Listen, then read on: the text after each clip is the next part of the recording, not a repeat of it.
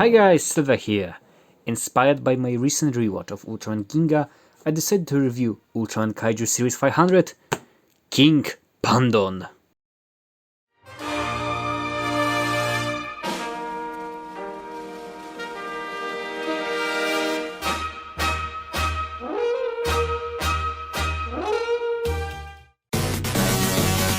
Pandon, green-headed monster, originally appeared in the 48th episode of Ultra 7 as the final weapon of alien Ghost. With his flaming breath, it could scorch down everything.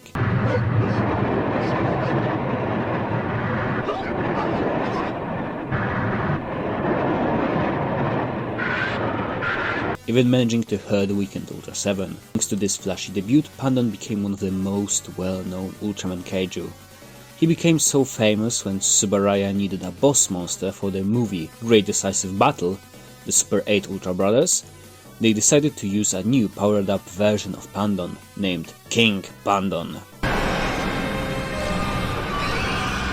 According to the movie's website, this Pandon is the same Pandon that was defeated by 7 ages ago, but revived and modified by alien Super Hippolyte, and modified he is, with a brand new design based on prototype one for the original Showa Pandon.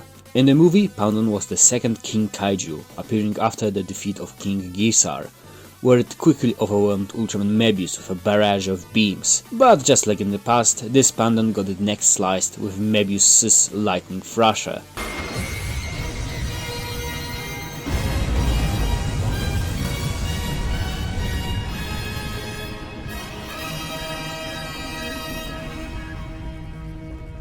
Next appearance of King Pandon that's important to this review is his role in Ultraman Ginga.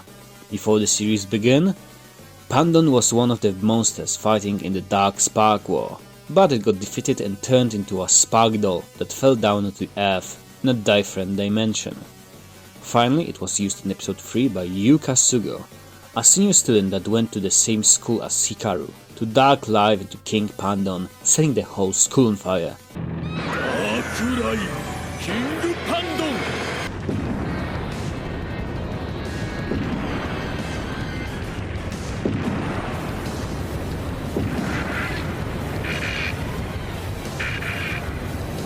Just to later be defeated by Hikaru as Ultraman Ginga.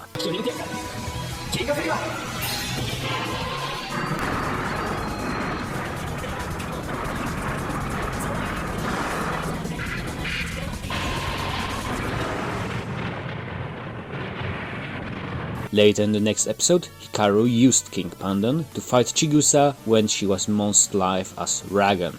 Correspond with Spark Doll of King Pandon appearing in the show, Vinyl was also released as a toy in the Ultraman Ginga toy line. And finally, it was released later without the life sign under the foot in the Kaiju 500 toy line. And here we are with our review subject. Originally the figure was packed with a tag showing a screenshot of the 8 Ultra Brothers movie and stats of King Pandon. Standing at 12 cm tall, the toy of King Pandon is molded in red soft vinyl with yellow and cream paint. The first thing that comes to my mind when I'm looking at this is that he looks like a deep cavern that simply decided to stood up. The magma-like cracks on Pandon's tail go from his tail up to his body, and the spines that cover Pandon's upper body are like stalactites. Pandon's arms both end with a pair of yellow claws, and the arms are mounted on a peg which allows them to hinge up and down. As mentioned earlier, King Pandon heads are bird-like, covered in spikes with a yellow beak and yellow eyes. Unironically, I feel this design is much better than the original Showa blockhead. In the articulation department, as mentioned earlier, Pandon's claws are hinged, his stomach is on a 360-degree peg, and his tail is also pegged, allowing him to rotate it 360. Talk about it earlier, the gimmick of this mold was that thanks to the life side mounted on his foot, you could use the DX Ginga Spark to roleplay transforming into Pandon, just like in the TV show, but since it's the 500 monster reissue, it doesn't have it. At least that's what I think it is, like it didn't have the life sign sticker, and they wouldn't print this information to be simply covered up by it. I don't know, either way the indent for the life sign is still molded in. If I ever get the original version of it and the Ginga Spark in the future, maybe we can test out some transforming.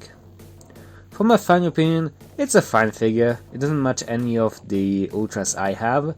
Maybe it would work better with the Chodo Alpha minifigures. I don't know. Either way, for now, it's just a nice display in my collection.